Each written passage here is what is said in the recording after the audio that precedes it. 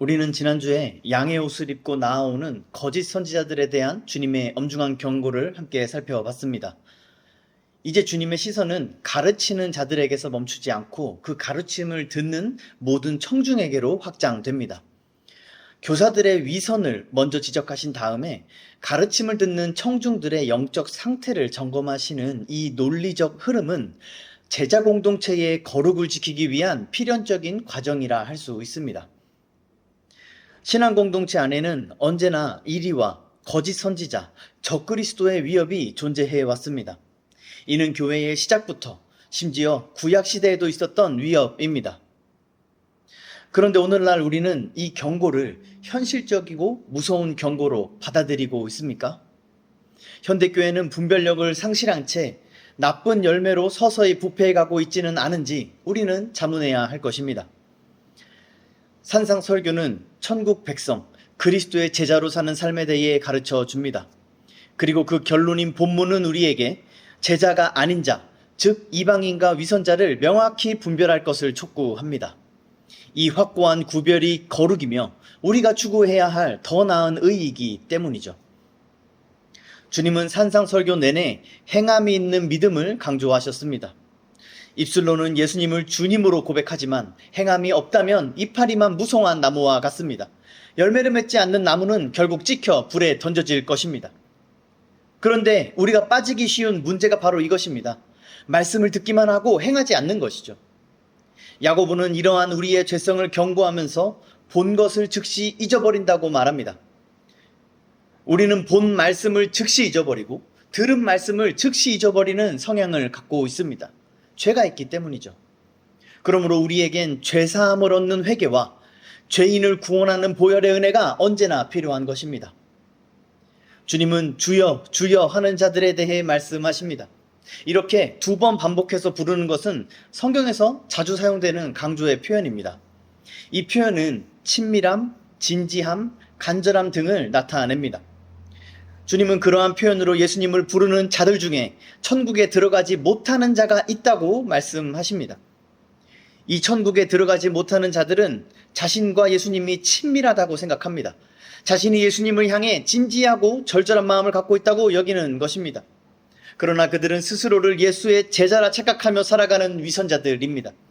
자기 자신까지 철저히 속이는 이 위선은 우리에게 깊은 영적 경각심을 불러일으키죠. 21절에서 예수님은 처음으로 내 아버지라고 말씀하십니다. 산상설교에서 주님은 계속해서 너희의 아버지라고 말씀하셨습니다. 이 내 아버지라는 표현은 예수님의 신성을 나타냅니다.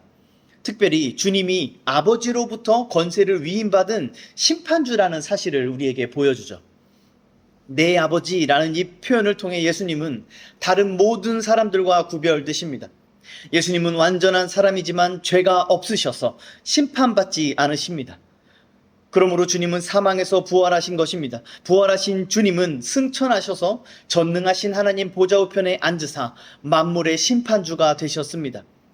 성경은 오직 이 예수님만이 하나님을 내 아버지라고 부르기에 합당한 분이라고 말합니다. 그래서 엄밀한 의미에서 모든 신자들은 하나님을 예수 그리스도의 아버지로 부르는 것이죠. 이 사실이 본문에서 의미하는 바가 무엇일까요? 제자도는 그리스도 안에 있다는 것입니다. 그리스도는 심판하시는 분이십니다. 그러므로 그리스도 안에 있다는 것은 심판 안에 있다는 것입니다. 다시 말해서 그리스도 안에 있는 자들은 날마다 자기 죄를 심판받고 사망을 집행받는 자기 부인을 경험해야 한다는 것입니다. 그와 더불어 구주이신 그리스도로 말미암아 새 생명을 얻는 은혜를 경험해야 하는 것이죠. 주님은 그러한 자들만이 천국에 들어갈 것이라고 말씀하고 계신 것입니다. 산상설교에서 아버지의 뜻을 행하는 것은 의를 행하는 것과 동의어입니다. 주님은 이미 5장 20절에서 의를 행하지 않으면 천국에 들어가지 못한다고 말씀하셨습니다. 6장 10절에서는 기도를 가르치시면서 아버지의 뜻과 아버지의 의를 동일시했고 33절에서는 그의 나라와 그의 의를 동일시했습니다. 나중에 살펴볼 12장 50절에서 주님은 하늘에 계신 내 아버지의 뜻대로 행하는 자만이 자신의 가족이라고 말씀하십니다. 중요한 것은 우리가 아버지의 뜻에 동의하는 것이 아닙니다. 믿음은 기독교의 교리나 세계관에 동의하는 것이 아닙니다. 그것을 살아내는 것이죠. 성경은 마지막 날에 우리의 행위를 따라 심판할 것이라고 명확하게 말하고 있습니다. 따라서 구원 얻는 믿음은 우리의 삶의 실천에 달려있는 것입니다. 요한복음 6장 40절에서 주님은 내 아버지의 뜻은 아들을 보고 믿는 자마다 영생을 얻는 이것이니 라고 말씀하십니다. 즉 하늘에 계신 하나님 아버지의 유일하고 영원하신 아들 예수 그리스도를 믿는 것이 아버지의 뜻이란 것이죠. 그 아들을 믿는 자마다 그리스도의 제자가 되고 하나님의 자녀가 되고 거룩하게 구별되고 의롭다 칭함을 받게 됩니다. 이것이 곧 영생입니다. 따라서 산상설교는 예수를 믿는 믿음을 전제합니다. 그렇기 때문에 이 말씀은 오직 신자에게만 유효합니다. 위선자들과 이방인들은 이 말씀을 흉내내며 자신과 타인들을 기만할 뿐이죠. 그들은 신자들처럼 고백하고 신자들처럼 행동합니다. 그러나 그들에겐 아버지의 뜻도 아버지의 의도 아버지의 아들을 믿는 믿음도 없습니다. 자신이 그런 상태라는 걸 스스로 깨닫지 못하고 주여 주여 하며 사는 자들은 결코 천국에 들어가지 못할 것입니다. 산상설교 전체가 이러한 위선자들과 제자를 분별할 것을 우리에게 가르쳐 줍니다. 오직 신자만이 이 차이를 분명하게 깨달을 수 있습니다. 믿는 자들에게 주님의 가르침은 명확해서 어떻게 행동하며 살아야 할지를 어렵지 않게 생각하게 해주기 때문이죠. 그래서 그리스도의 제자는 주님의 말씀으로 날마다 자신의 삶을 돌아보고 점검합니다. 그리고 형제의 신앙을 분별하여서 신앙 공동체의 거룩함을 힘써 지킬 수 있습니다. 주님의 말씀을 더 단순 명료하게 설명하자면 이렇게 말할 수도 있습니다. 예수님은 산상설교를 시작하시면서 천국이 의를 위하여 박해를 받는 자의 것이라고 말씀하셨습니다. 악한 세상 속에서 의를 행하면 박해를 받는 것은 필연적인 일입니다. 거세게 떨어지는 폭포를 거슬러 올라갈 때 어떻게 저항이 없겠습니까? 이처럼 세상을 거슬러 의를 행하는 것은 곧 하늘에 계신 아버지의 뜻대로 행하는 것이며 좁은 문과 협착한 길을 가는 것이며 염려하지 않고 기도하며 은밀한 중에 보시는 아버지를 신뢰하는 것입니다.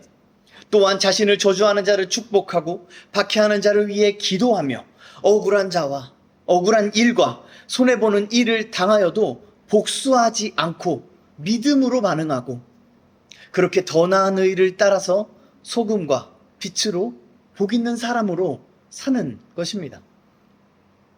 그러므로 의를 행한다는 것은 그리스도를 따르는 제자의 삶을 의미합니다. 이것이 좋은 열매를 맺는 나무요 반석 위에 집을 건축한 것과 같습니다. 예수님은 제자들이 반드시 박해와 고난을 당할 것이라고 말씀하시면서 그 제자들을 향해서 기뻐하고 즐거워하라고 말씀하셨습니다. 제자들이 당하는 박해는 천국이 그들의 것임을 확인해주는 증거이기 때문입니다. 그들이 생명으로 뻗은 협착한 길을 걷고 있다는 증거이기 때문입니다. 그들이 그리스도의 형제, 하늘에 계신 아버지의 자녀라는 증거이기 때문이죠. 그들이 당하는 박해와 고난이 말입니다. 그러나 오늘날 교회 안에 많은 사람들은 박해를 당하는 것을 이상하게 여깁니다. 아버지의 뜻대로 행하는 것을 부정적으로 여깁니다. 다만 그것을 참고 견디면서 감사를 붙잡는 것이 신앙생활이라고 생각합니다. 주님은 우리에게 감당할 만한 시험을 주신다고 말씀하신 그 구절을 핑계 삼아서 자기 마음에 받아들여지는 말씀만 골라서 따르려고 하는 것이죠. 자기가 이해하고 자기가 인정할 수 있는 것들만 순종하려고 하는 것입니다. 이런 자들은 광야라는 말을 쉽게 사용합니다. 신앙생활에서 광야 시즌, 광야의 시간이 있고 또 푸른 초장일 때도 있다는 것입니다. 그리고 자신들이 어떻게 말하고 행동하냐에 따라서 그 광야의 시간을 만나거나 만나지 않을 수도 있다고 생각합니다. 그 시간이 길어지거나 짧아질 수도 있다고 생각합니다. 내가 이렇게 기도했기 때문에 혹은 내가 이런 기도를 안 해서 자신에게 이런 일이 생겼다고 생각하는 것이죠. 그리고 그런 자신의 상황을 탐탁지 않게 여깁니다. 그러나 겉으로는 주님께 감사한다는 경건의 모양을 나타냅니다. 그러나 이것은 기독교 신앙이 아닙니다. 그들은 주여 주여 하는 자들입니다. 그들에겐 성경이 신자들에게 약속한 기쁨과 즐거움과 평안과 안식이 없습니다. 그들은 고난을 이상하게 여기고 상황에 따라 하나님을 원망하거나 자신의 기도로 그 상황을 조종하려 합니다. 마치 하나님께서 그걸 의도했다는 듯이 말이죠. 사랑하는 성도 여러분, 우리는 이 시대에 만연한 이런 거짓 가르침들을 삼가야 합니다. 기독교 신앙은 협착한 길입니다. 우리를 생명으로 인도하는 길은 오직 이 길뿐입니다. 기독교 신앙은 그 자체를 기뻐하고 즐거워하는 것입니다.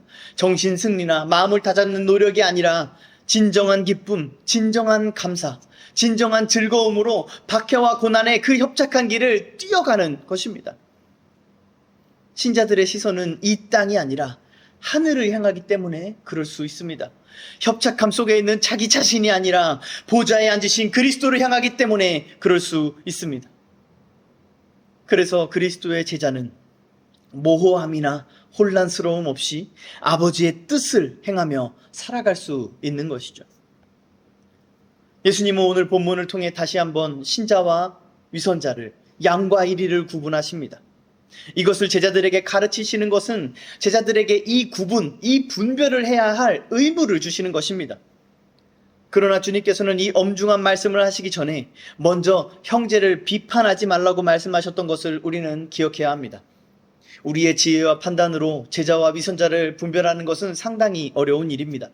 그러나 예수님께서 산상설교를 통해 분별을 강조하여 가르치신 의도는 분별이 어렵다고 해서 분별하기를 소홀히 하지 말라는 권면이기도 합니다.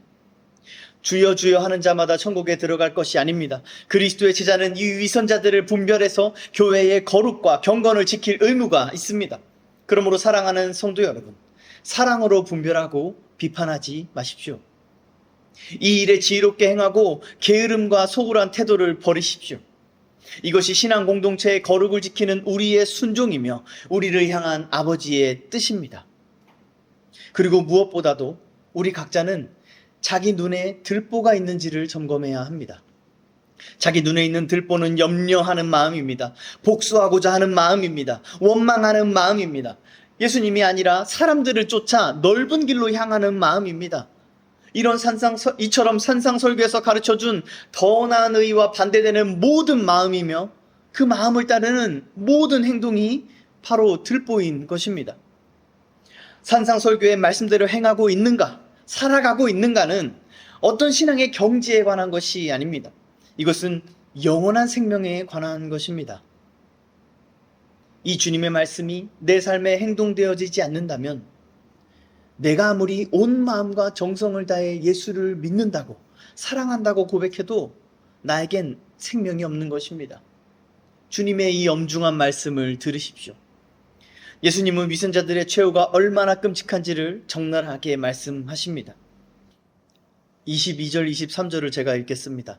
그날에 많은 사람이 나더러 이르되 주여 주여 우리가 주의 이름으로 선지자 노릇하며 주의 이름으로 귀신을 쫓아내며 주의 이름으로 많은 권능을 행하지 아니하였나이까 하리니 그때에 내가 그들에게 밝히 말하되 내가 너희를 도무지 알지 못하니 불법을 행하는 자들아 내게서 떠나가라 하리라.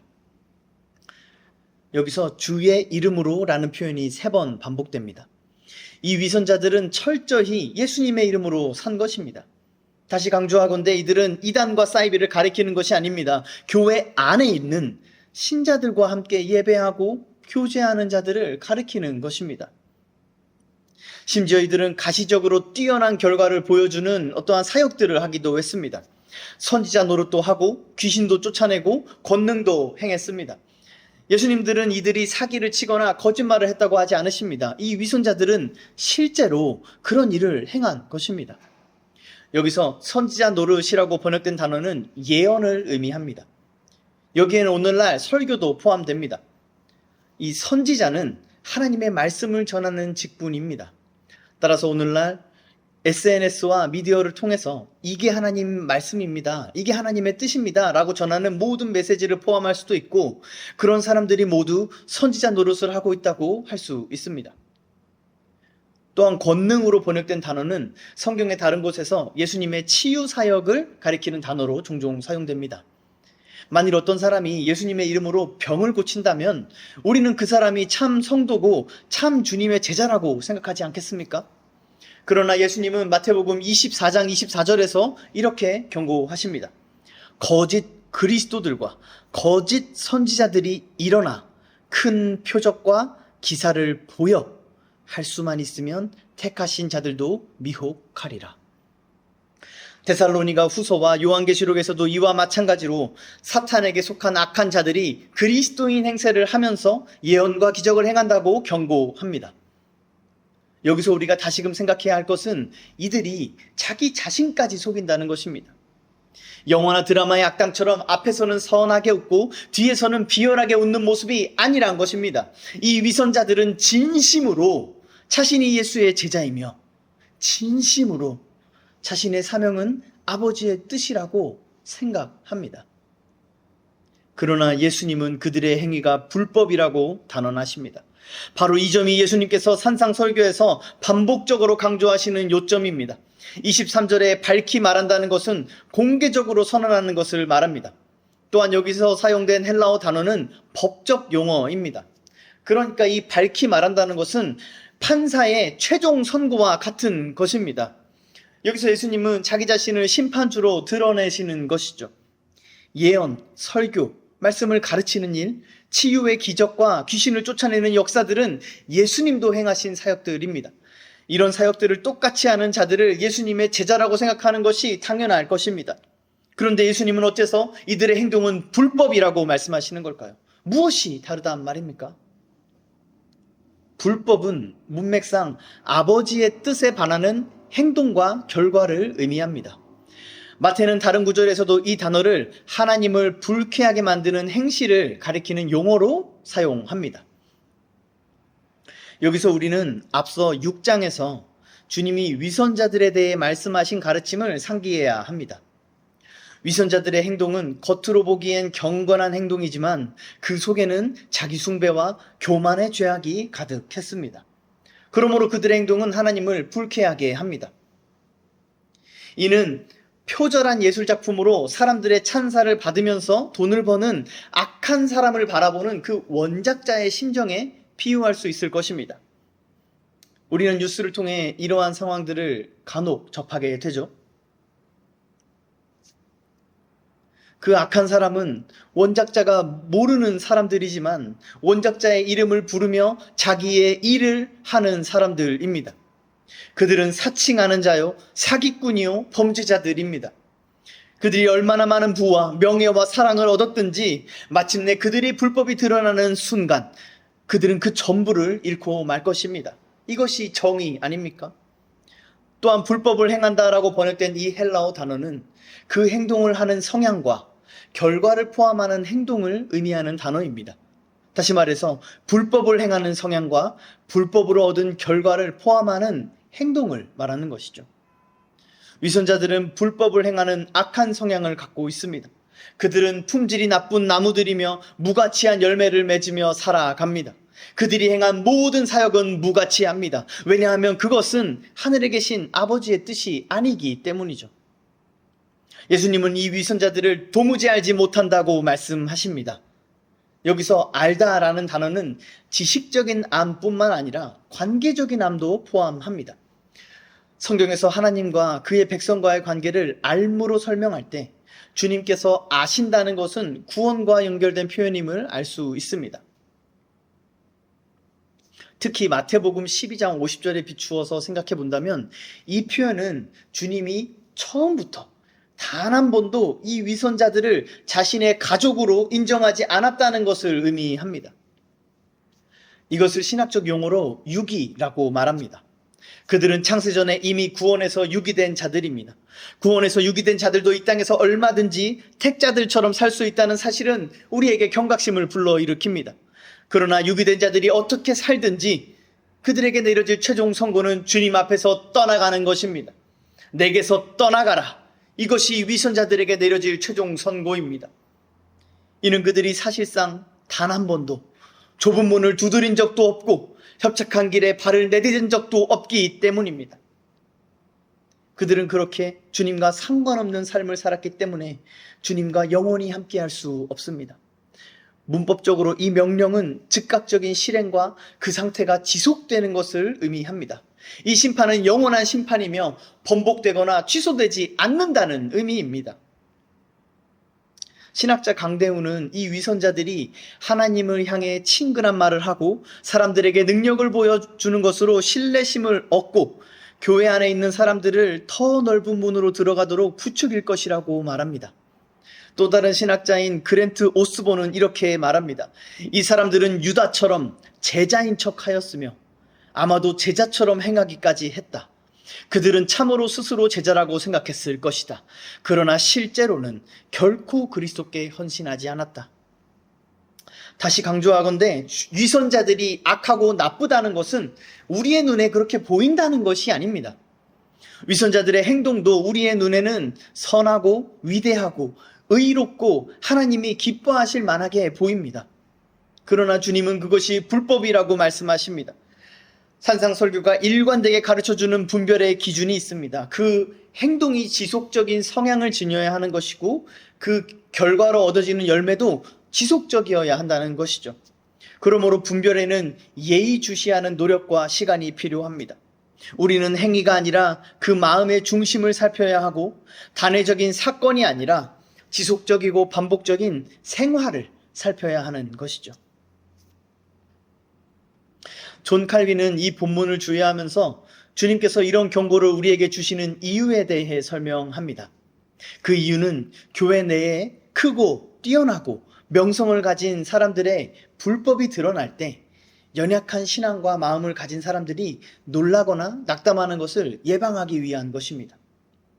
예수님은 이 말씀을 자신의 제자들에게 하십니다. 제자들은 위선자들을 분별하여 그들을 본받지 말고 그들을 내쫓을 것을 명령받습니다. 또한 위선자들을 본받아 따라가는 연약한 자들을 돌이켜서 의의 길을 걷게 할 책임을 부여받습니다. 그러므로 신앙 공동체에 속한 모든 제자들은 형제를 사랑으로 분별하며 형제가 범죄하지 않도록 권면해야만 합니다. 이것은 모든 성도에게 주어지는 의무이자 책임입니다. 이 엄중하고 필수적인 직무를 유기하는 공동체는 병들고 부패할 수밖에 없는 것이죠. 오늘날 교회 가운데 거짓 교사, 거짓 선지자, 적그리스도들이 많다는 것은 전혀 놀랄 일이 아닙니다. 오히려 제자들이 경악해야 하는 것은 이러한 현실 속에 무방비하고 안일한 현대교회의 태도일 것입니다. 가시적으로 뛰어난 사역과 성과라고 해서 그게 다 하나님의 뜻인 것은 아닙니다.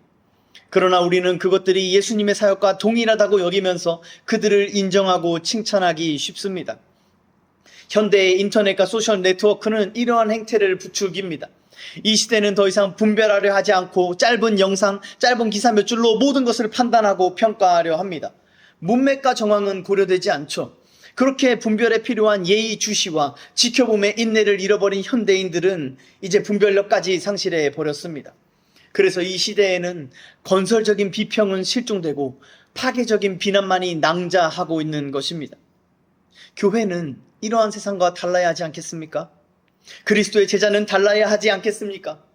그러나 오늘날 교회와 교인들의 모습은 어떻습니까? 분별을 잃어버리고 분별을 경홀히 여기는 저 세상과 다를 바 없지 않습니까?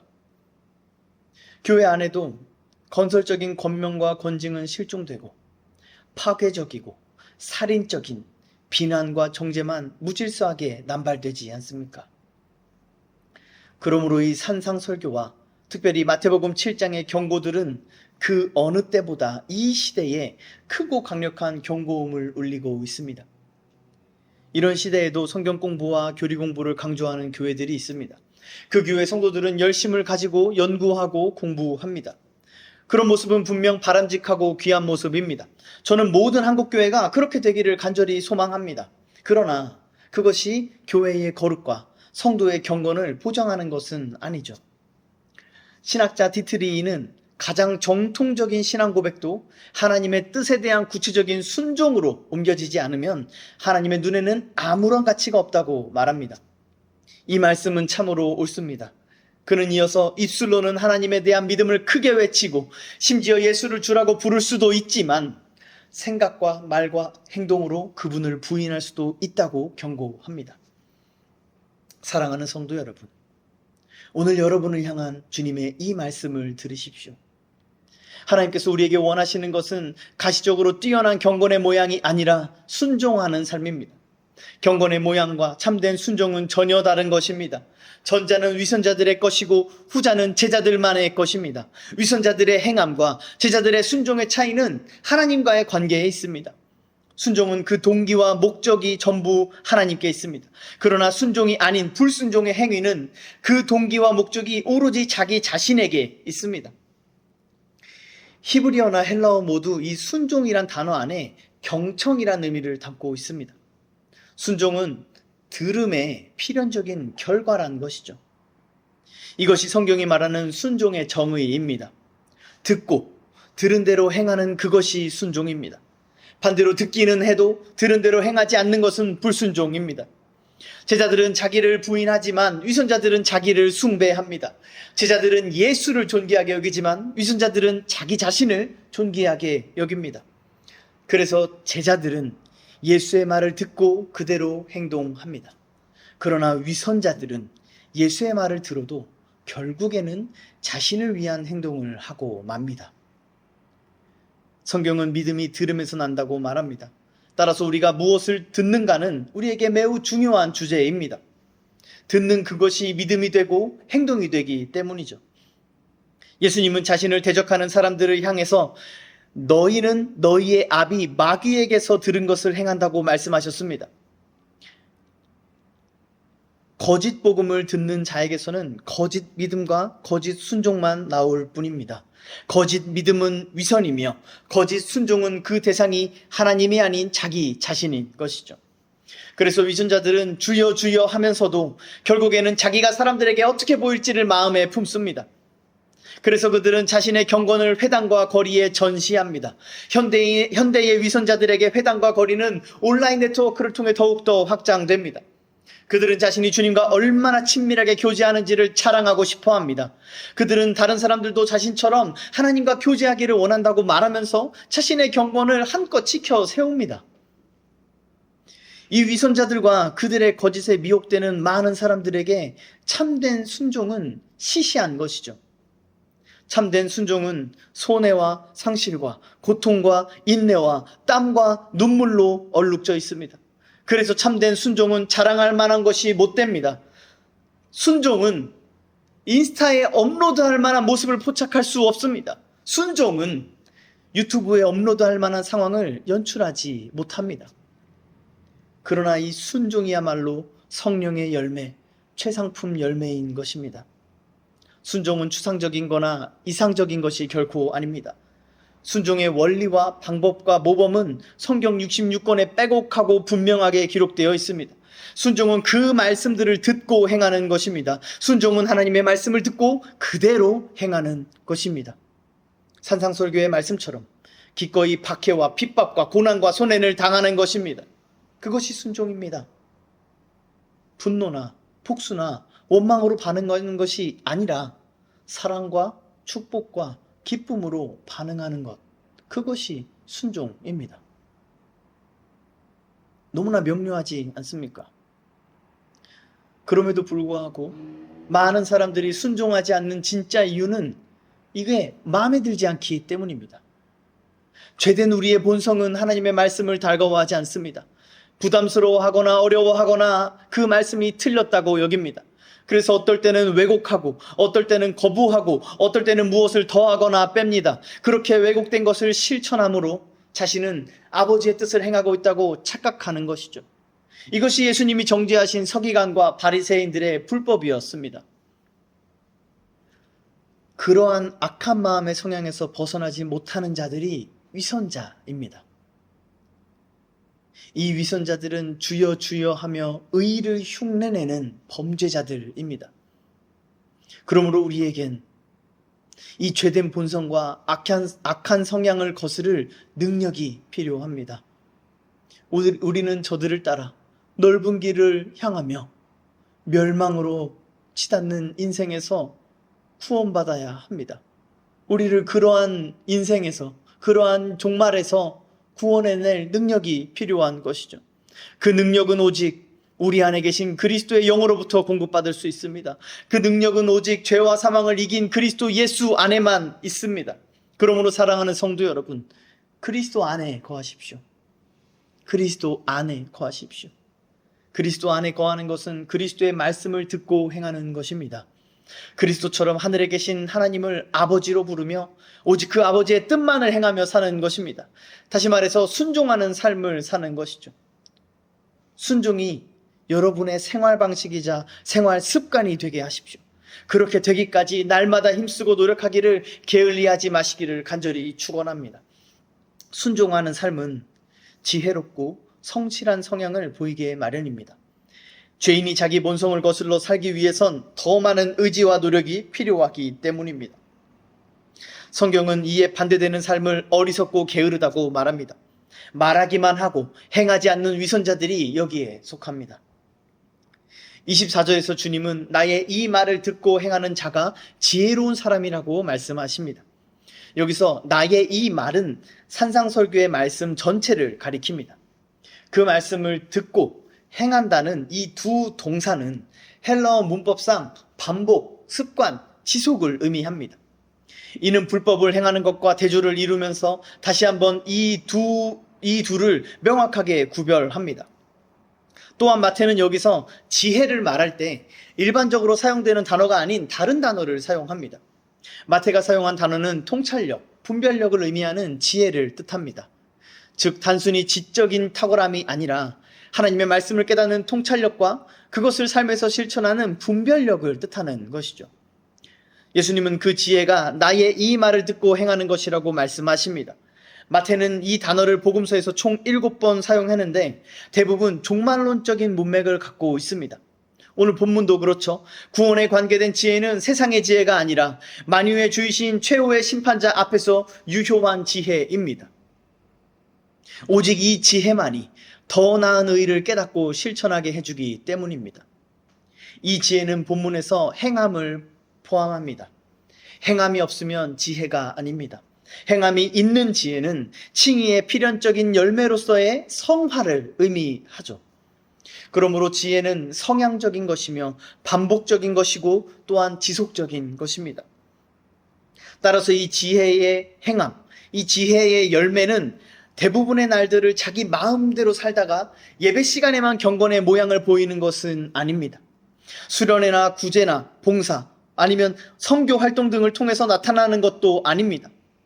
이 열매는 오히려 평범하고 반복적인 일상 속에서 확인되는 것입니다. 주님은 그 집을 반석 위에 짓는 것이 지혜라고 말씀하십니다. 본문의 문법상 반석은 나의 이 말을 가리킵니다. 즉 산상설교의 말씀이 반석인 것이죠. 마태복음 16장 18절에서 반석은 교회의 기초가 됩니다. 교회는 주님의 말씀에 기초해야만 주님의 교회로 인정을 받습니다. 구약에서 이 반석은 여호와의 구원의 견고함을 유비하는 단어로 자주 사용되었습니다. 유대인 제자들은 예수님에게 반석이란 이 단어를 들었을 때 그들에게 익숙했던 이 구약의 뉘앙스를 떠올렸을 것입니다. 구약에서 여호와의 구원은 언약의 형태로 주어졌습니다. 언약은 여호와의 선하심, 신실하심, 의로우심 등에 기초하죠. 이러한 하나님을 아는 것, 그 하나님께 자기의 생명의 주추를 두는 것이 지혜입니다. 그 지혜가 바로 예수님의 말씀을 듣고 행하는 것이며 궁극적으로 하늘에 계신 하나님 아버지의 뜻대로 행하는 것입니다. 25절과 27절에 비와 창수와 바람을 원어로 보면 쉴 새 없이 몰아치는 뉘앙스를 느낄 수 있습니다. 이는 팔레스타인 지방에 사는 사람들에겐 익숙한 이미지였죠. 팔레스타인 지역의 기후는 우기와 건기로 나눌 수 있습니다. 우기 때에 비가 내리면 강물이 범람할 뿐만 아니라 평소엔 물이 없던 골짜기까지 큰 급류가 생겨납니다. 그렇게 범람하는 물은 강한 돌풍을 동반하게 마련이죠. 이러한 기후 속에서 살아가기 때문에 사실상 팔레스타인 지방에 살면서 모래 위에 집을 짓는 사람은 없었습니다. 그렇기 때문에 예수님의 이 대조는 극단적이고 동시에 모래 위에 집을 짓는 그 어리석음이 얼마나 터무니없이 미련한지가 더욱더 느껴지는 것이죠. 유대인들은 누구나 이 비유를 듣고 이렇게 생각했을 것입니다. 아니, 뻔히 비가 오고 창수가 나고 바람이 불 걸 알면서도 모래 위에 집을 지었다고? 제정신이야? 바보 아니야? 예수님의 말씀을 듣고 행하지 않는 것이 바로 그 정도로 어리석고 미련하다는 것입니다. 그 집이 무너지고 붕괴되고 망할 것이 명백한데도 그렇게 한다는 것입니다. 누구든지 현실에서 찾아보기 어려울 정도로 미련한 이런 짓을 영적인 영역에서 얼마나 많이 발견되는지를 깨닫게 된다면 경악하지 않을 수 없을 것입니다. 우리는 우리의 돈이 들어가는 일, 우리의 에너지가 들어가는 일, 우리의 무언가를 지불해야 하는 일에 있어서는 참으로 지혜롭고 참으로 똑똑합니다. 그런데 우리의 영원한 생명이 달린 일, 그 영적인 일에 대해선 이렇게나 어리석고 미련할 수도 있습니다.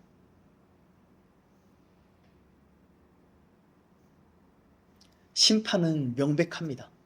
순종의 결과와 죄의 결과 역시 의심할 여지 없습니다. 그런데도 순종하지 않는 것은 얼마나 어리석습니까? 얼마나 우매합니까? 멸망하는 자들은 하나님이 악하거나 충분히 너그럽지 않아서 멸망하는 것이 아니라 자신들의 어리석음과 고집스러운 우둔함 때문에 멸망하는 것입니다. 주님은 그들이 종말에 무너져 그 무너짐이 심할 것이라고 말씀하십니다. 이 표현은 무너짐 자체는 단회적인 사건이지만 그 상태의 처참함을 생생히 보여주고 있습니다. 또한 문법적으로 이 무너진 처참한 상태를 돌이킬 수 없음을 함의하고 있죠. 그러므로 이는 최종 심판을 묘사합니다. 19절에서는 불로 묘사된 최종적인 멸망이 여기서는 물로 묘사되고 있는 것이죠. 그 집이 어떠한 집인가는 중요하지 않습니다. 2층 집인지 3층 집인지, 창문이 몇 개고 방은 몇 개고 평수는 어떻게 되는지 따위는 중요하지 않습니다. 사람들은 어떤 집인지에 관심을 갖지만 그것들은 다 부차적인 것이고 허망한 것들입니다. 이 두 집은 동일할 수도 있고 다를 수도 있습니다. 그러나 마지막 날에 두 집을 구분하는 핵심은 집 자체에 있는 것이 아니라 그 집이 세워진 자리에 있는 것입니다. 존 칼빈은 사람의 마음이 허망하여 자기를 부인할 만큼 깊이 파고들지 않는 자는 모두 모래 위에 집을 짓는 것과 같다고 말합니다.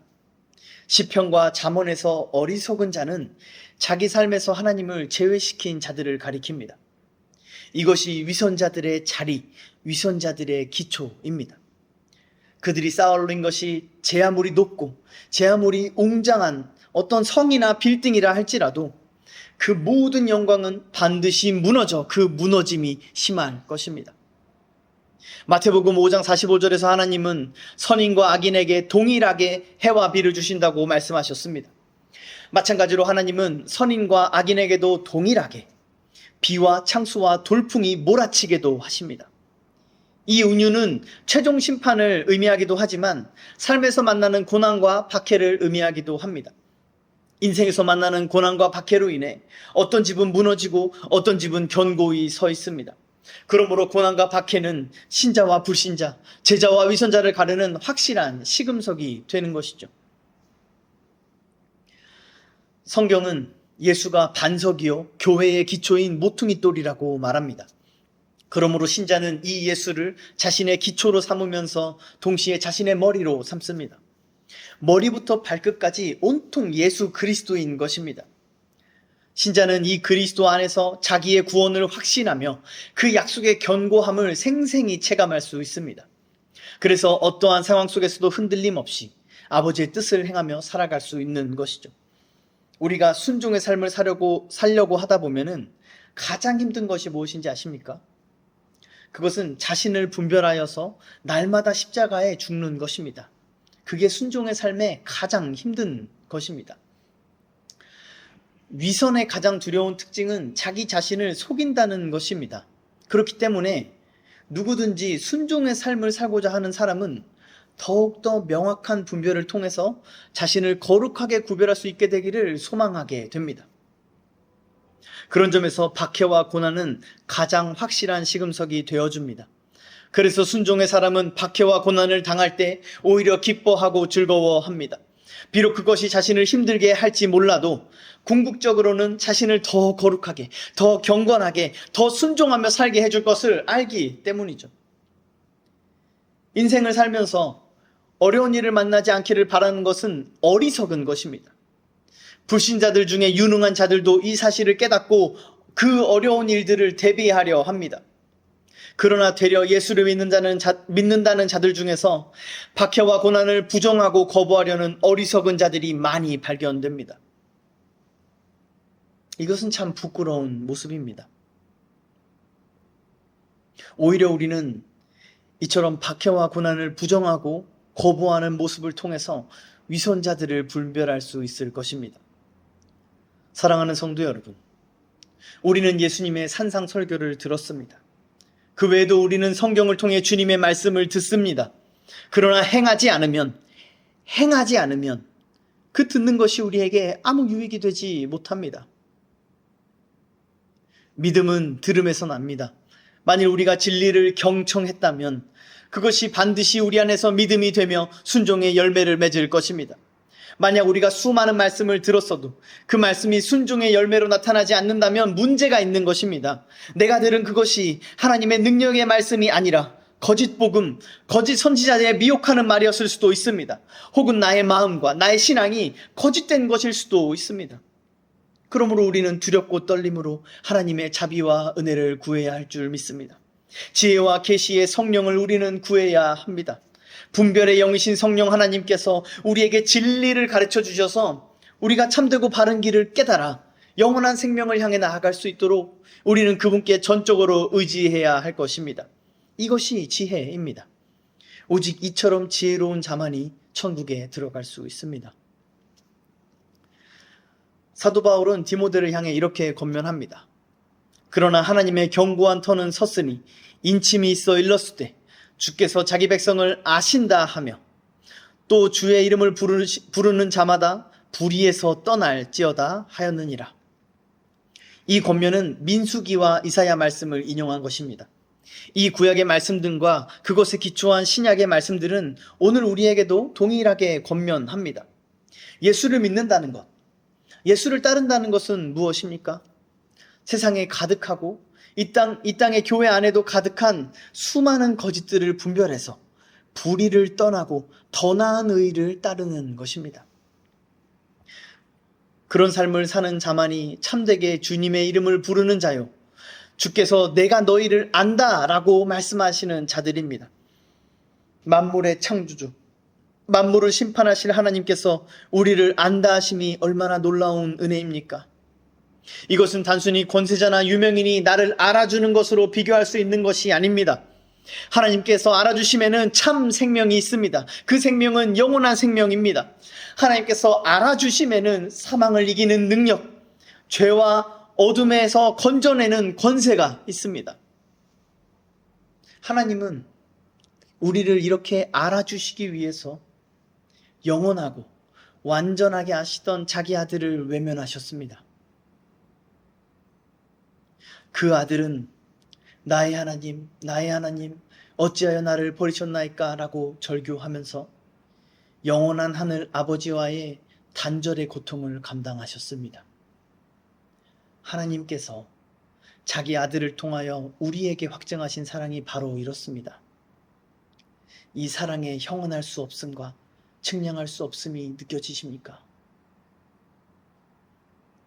여러분이 이 사랑을 느끼신다면, 이 사랑을 깨달으신다면, 이 사랑을 여러분이 알고 있다면 여러분은 박해와 고난을 당하여도 기뻐하고 즐거워할 수 있으며 감사와 평안을 누릴 수 있을 것입니다. 그 무엇도 우리를 향한 하늘 아버지의 사랑을 끊을 수 없기 때문입니다. 사랑하는 성도 여러분, 우리를 하나님께서 아는 자 되게 하시기 위하여 하나님께 외면당하신 예수 그리스도를 믿으십시오. 우리가 그분을 믿음으로 주님의 말씀을 듣고 행하는 순종의 삶을 살아낼 때 마침내 우리는 주님 앞에 설 그날에 내가 너희를 분명히 안다, 내가 너희를 분명히 안다 라고 하시는 이 생명의 선언을 듣는 은혜가 있을 것입니다.